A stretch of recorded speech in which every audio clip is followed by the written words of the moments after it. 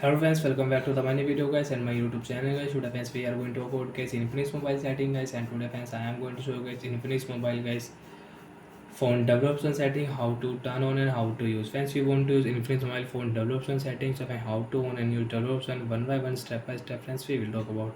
And first of all, you can check that development setting is not here in my phone.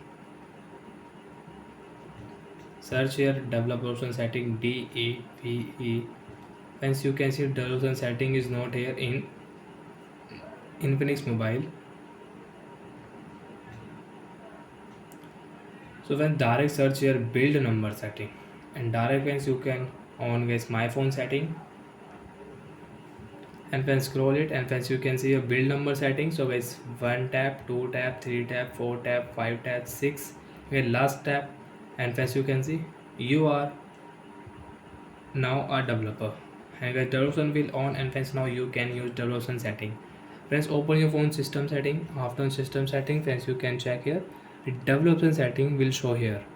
Click here and friends you can use your Infinix mobile phone development setting.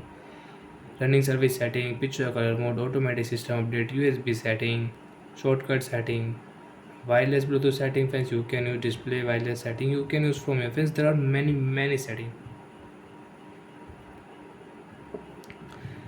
And friends, if you have dollar option, so that dollar option will remove from here and you cannot use. After turn off dollar option, click here back button, and friends you can see developer option will remove and we cannot use developer options setting in Infinix mobile. Again friends you want to use, so friends 7 tap here, 1 2 3 4 5 6, one more tap and you can use developer option setting in your Infinix mobile.